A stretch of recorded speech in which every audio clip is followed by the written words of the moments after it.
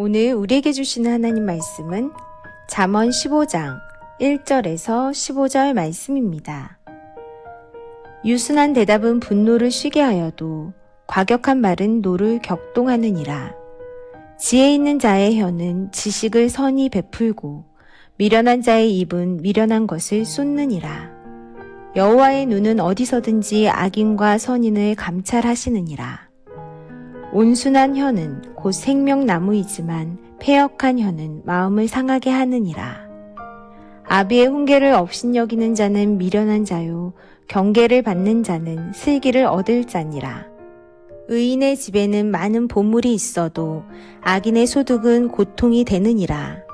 지혜로운 자의 입술은 지식을 전파하여도 미련한 자의 마음은 정함이 없느니라.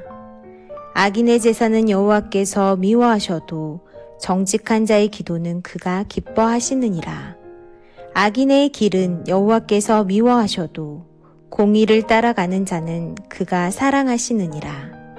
도를 배반하는 자는 엄한 징계를 받을 것이요 견책을 싫어하는 자는 죽을 것이니라. 수올과 아바돈도 여호와의 앞에 드러나거든 하물며 사람의 마음이리요. 거만한 자는 견책받기를 좋아하지 아니하며 지혜 있는 자에게로 가지도 아니하느니라. 마음의 즐거움은 얼굴을 빛나게 하여도 마음의 근심은 심령을 상하게 하느니라. 명철한 자의 마음은 지식을 요구하고 미련한 자의 입은 미련한 것을 즐기느니라. 고난 받는 자는 그 날이 다 험악하나 마음이 즐거운 자는 항상 잔치하느니라.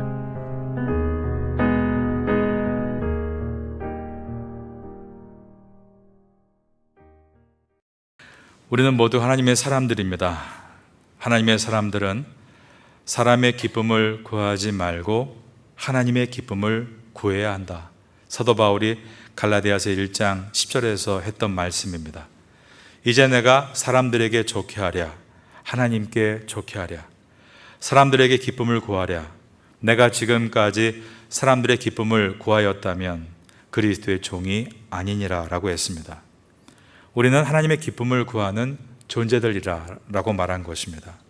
우리가 간절히 원하는 것은 하나님의 기쁨이 되는 것인데 성경은 우리가 어떻게 해야 그 소원을 이룰 수 있는가를 설명합니다. 특별히 잠언은 우리가 하나님의 기쁨이 될 수 있는 방법은 먼저는 바른 언어 생활에 있다라고 말씀합니다.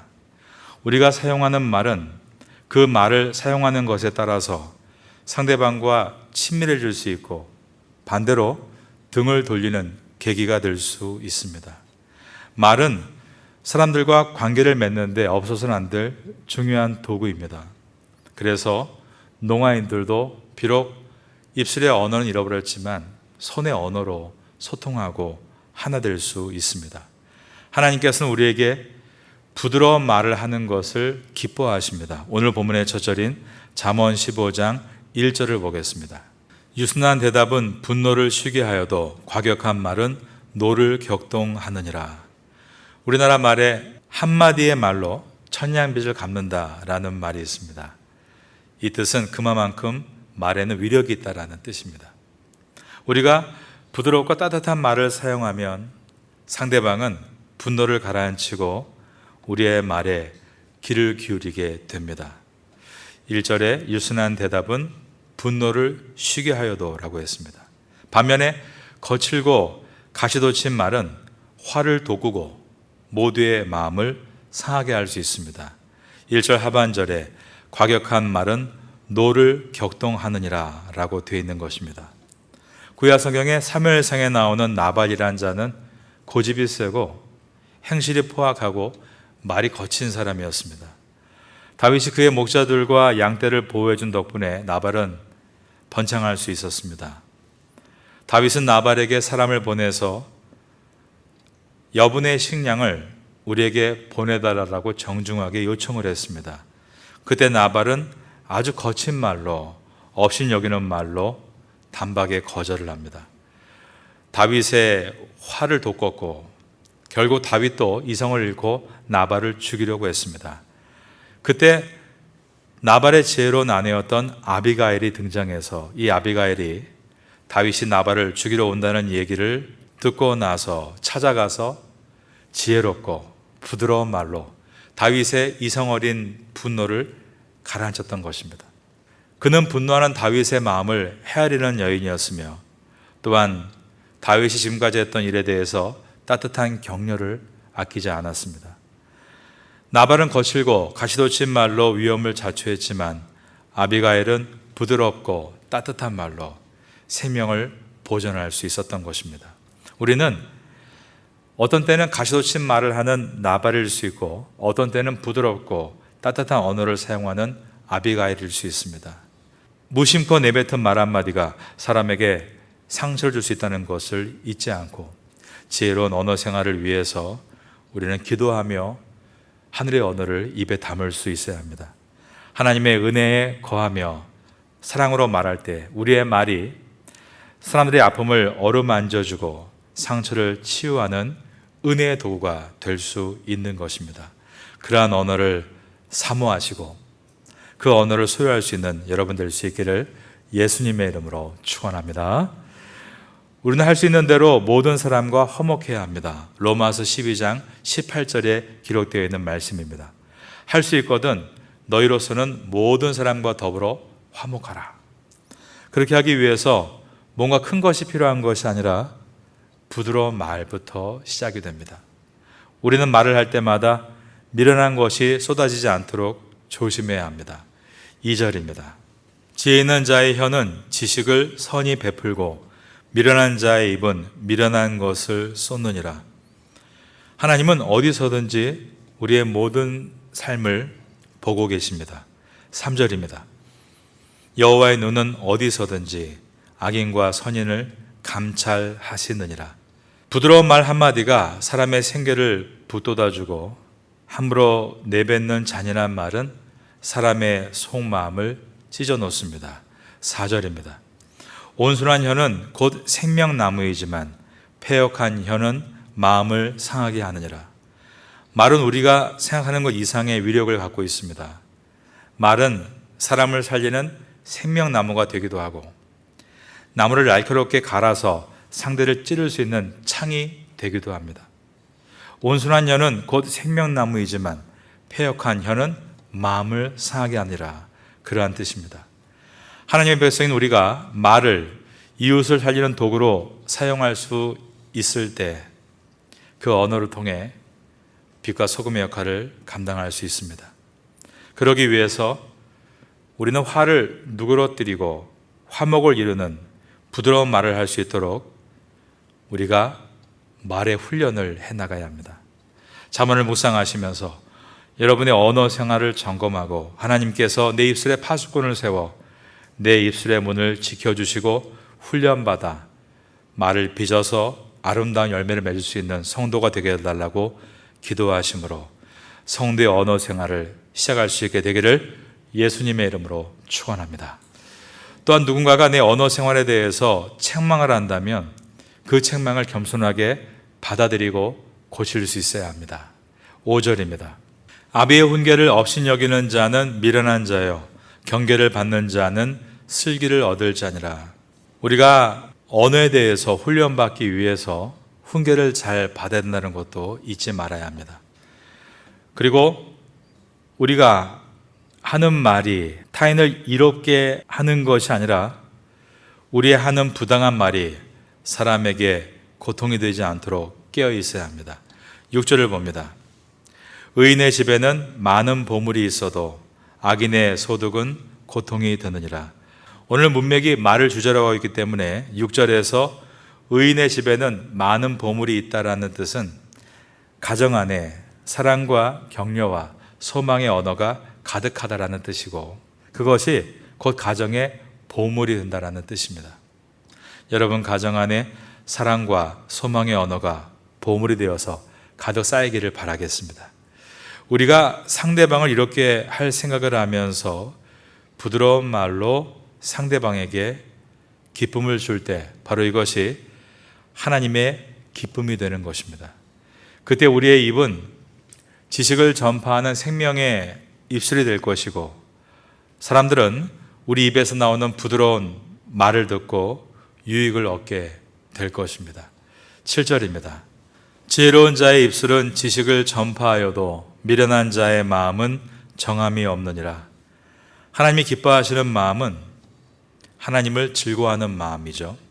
그래서 웨스트민스터 신앙 고백 소요리 문답 제1문은 이렇게 시작합니다. 사람의 제일 되는 목적은 하나님께 영광을 돌리고 그를 영원토록 즐거워하는 것이다. 하나님을 즐거워하는 것이 인생의 목적이라고 말하고 있습니다. 그러면 하나님을 즐거워하는 것은 무엇일까요? 그분의 정직을 따라가는 것입니다. 8절입니다. 악인의 제사는 여호와께서 미워하셔도 정직한 자의 기도는 그가 기뻐하시느니라. 그리고 그분의 공의의 길을 따라가는 것입니다. 9절입니다. 악인의 길은 여호와께서 미워하셔도 공의를 따라가는 자는 그가 사랑하시느니라. 비록 어떤 때에는 그 길에서 벗어나는 일들이 있을지라도 하나님의 책망을 즐거이 듣고 다시 돌이키는 것입니다. 10절입니다.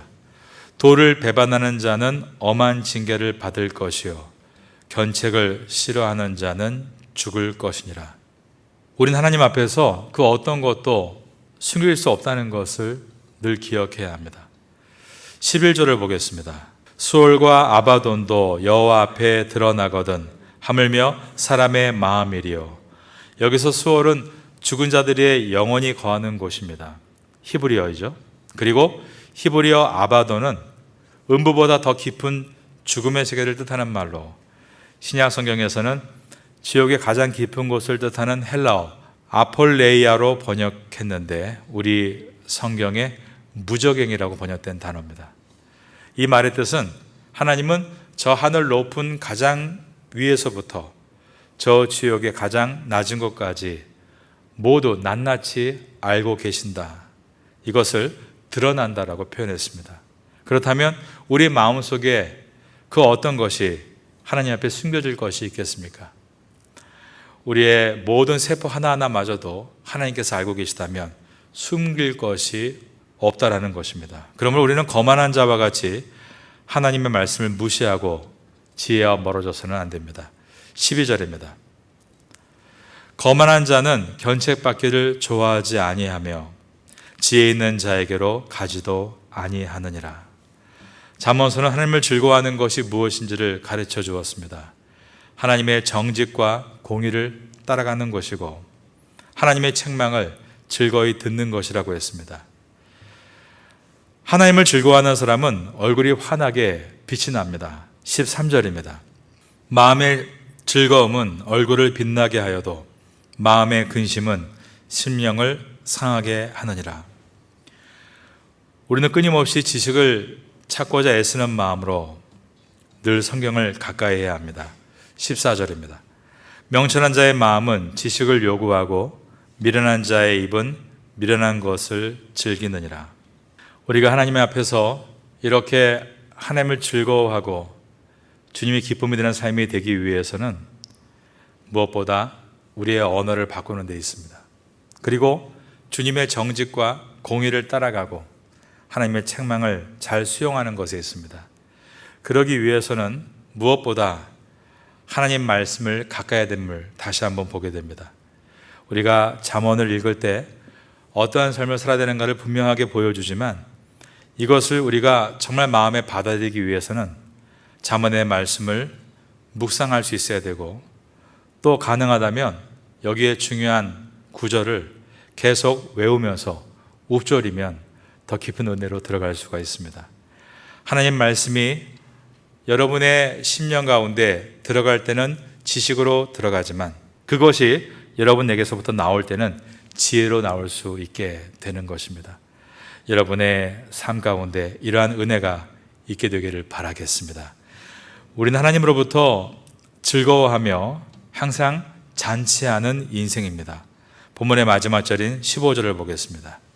고난받는 자는 그날이 다 험악하나 마음이 즐거운 자는 항상 잔치하느니라. 오늘 우리가 저녁에 금예배로 모여 예배를 드리고 있습니다. 여러분 이 시간도 작은 잔치로 만들어 보시기 바랍니다. 그리고 내일도 하루를 열어갈 때 언제나 하나님을 즐거워하는 잔치가 되시기를 바라겠습니다.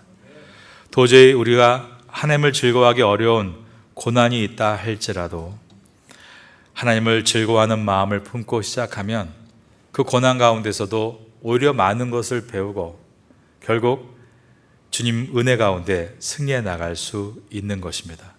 이 땅을 살아가는 동안 이웃을 향해서 부드러운 말을 하고 그리고 세상을 기쁘게 하는 것이 아니라 하나님을 기쁘게 하는 삶을 소망하고 나아갈 때 주님이 주시는 길을 따라 정직하고 공의를 행하고 그리고 하나님의 견책에 대해서 즐거이 들으며 우리가 점점 발전해 나아갈 때 우리의 삶은 날마다 축제가 되는 은혜가 있게 될 것입니다. 태국 생활 가운데 이러한 은혜가 여러분 모두에게 있게 되기를 예수님의 이름으로 축원합니다.